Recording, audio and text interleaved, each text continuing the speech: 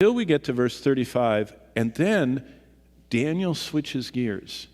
And most Bible commentators say that in verse 36, we're looking forward to what we would call the tribulation time and the Antichrist. Now, why am I saying all that? Because what you get from Daniel is, Daniel 10 tells us that there is a Persian connection.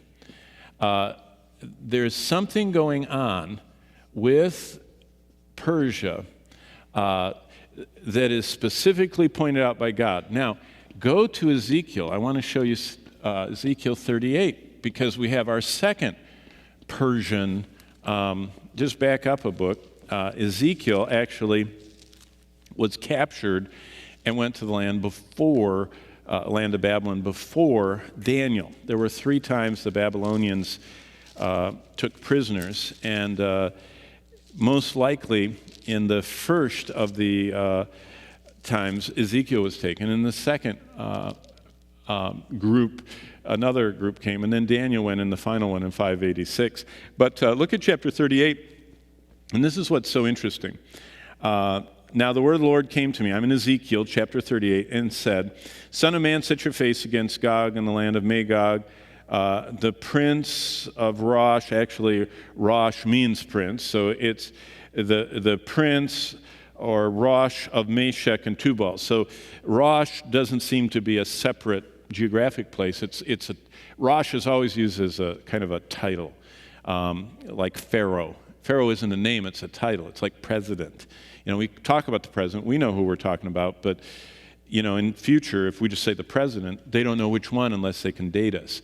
Well, this Rosh thing is a prince, so it's whoever is the prince in Meshech and Tubal. So that's great, and it doesn't really matter.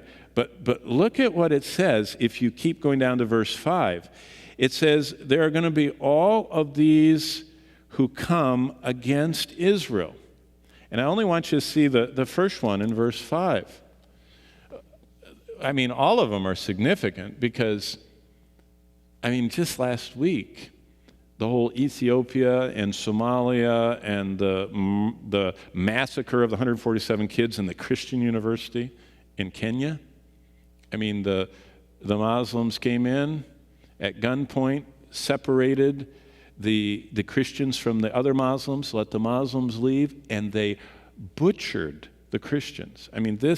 This whole stirring up of the South the Bible talks about, it's interesting to watch it start. But verse 5, what I want you to see is in Ezekiel 38, who's at the head of the line that's coming against Israel in verse 5? What's the first word there in your Bible? Say it out loud.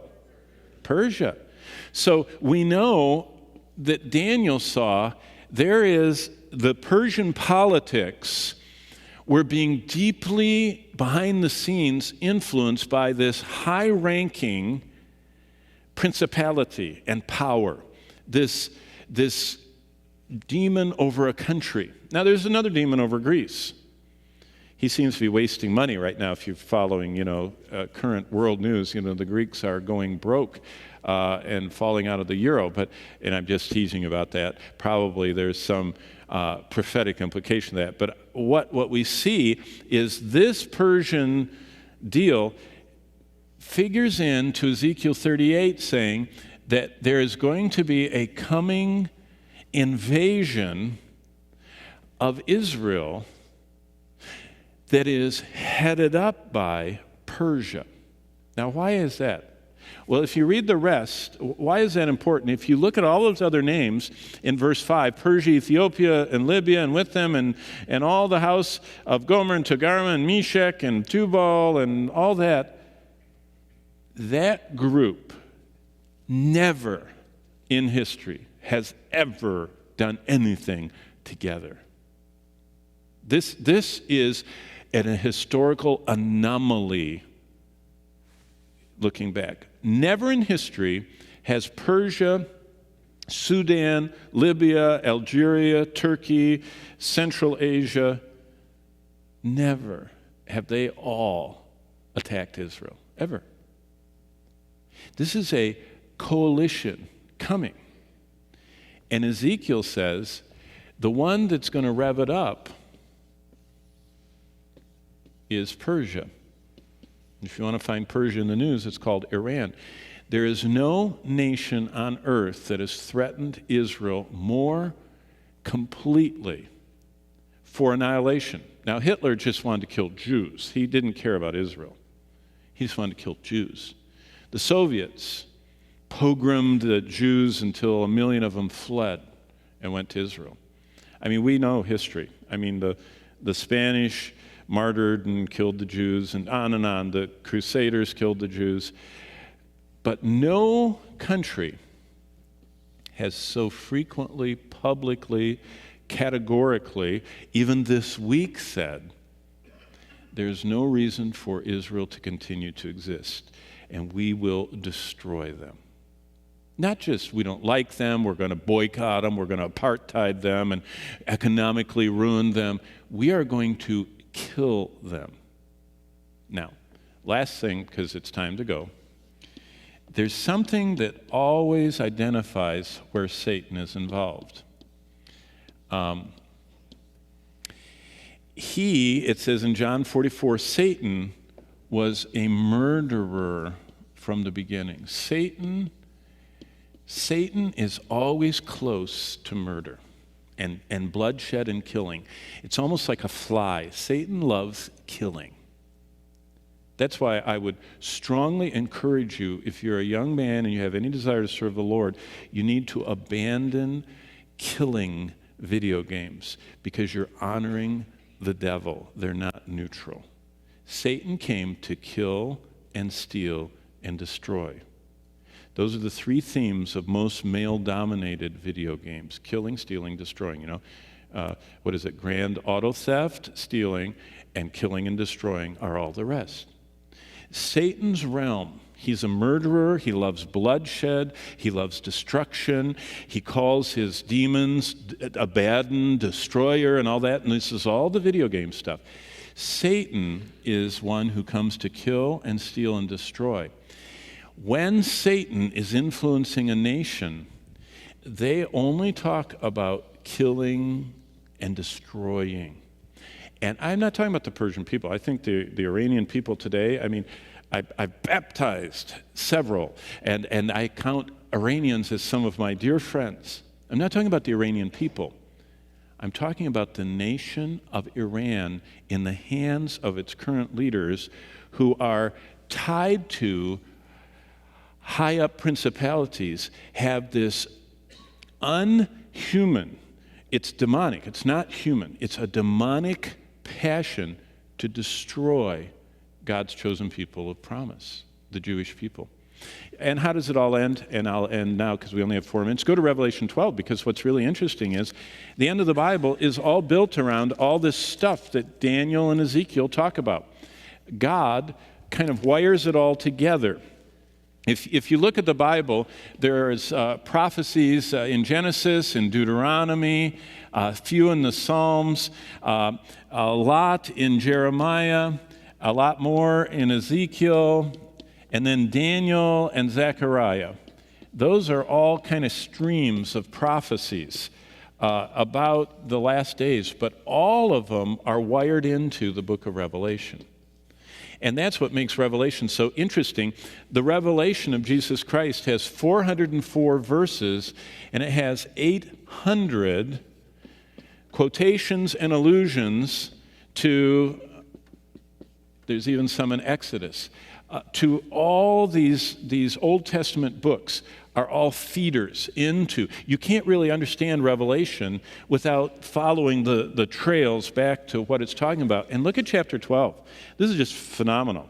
And I think I passed Mr. Tibble's question, but I'll just read this and then we'll quit. And a great sign appeared in heaven, a woman clothed with the sun and the moon under her feet, and on her head was a garland of 12 stars. And what on earth would that be? Well, if you go back to Genesis and you look in the life of Joseph, Genesis 37 to 50, bingo. You know what that's talking about. That's a description of Israel. That's a description of the 12 tribes and the whole thing that Joseph saw when his brothers were, he saw all of that. It's interesting. Okay, so we've got Israel and being with child. So Israel has a child. That's interesting. And then comes this dragon, and now it sounds kind of like we're in Lord of the Rings stuff or something. I mean, it sounds like science fiction.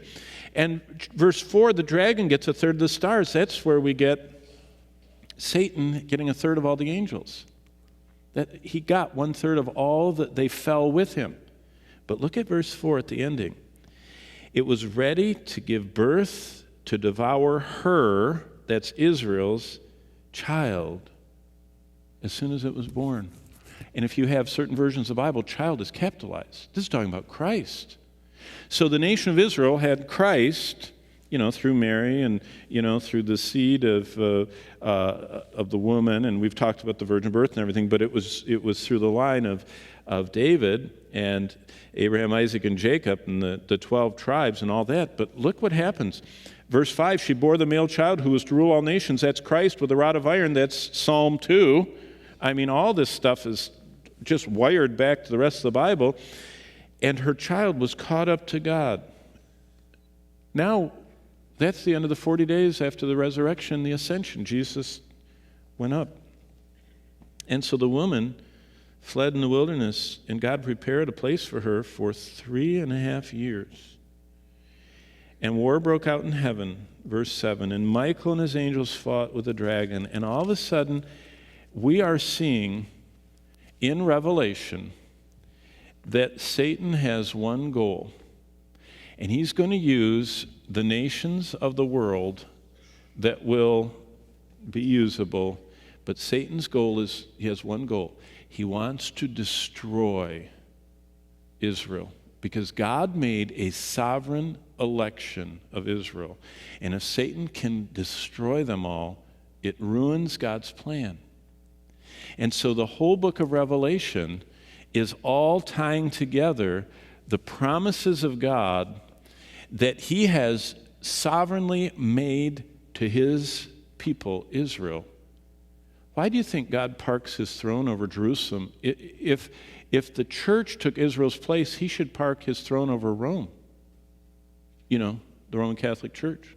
Or maybe over, Nashville or something. I mean, why does he park it over Jerusalem? Because he has sovereignly elected Israel, and the whole end of the world is all of these prophecies being revealed in how God defeats the devil, and especially when you get to Zechariah, Satan gets every nation on earth to march against Israel.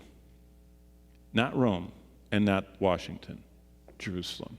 Every nation on earth starts going toward Israel. And Zechariah 12 through 14 says that at the last moment, God rescues Israel. And Israel, Jews, look up and see the one they pierce and mourn and are gloriously saved. So, Mr. Tibble, thank you for asking that. You're not even here tonight, but I'll answer it anyway. In modern news, fascinating is there's a Persian connection to Ezekiel 38, which ties the devil into desiring to destroy Israel. And the current nation he's really fomenting is Iran. And in verse 5 of Ezekiel 38, Iran leads the pack against Israel.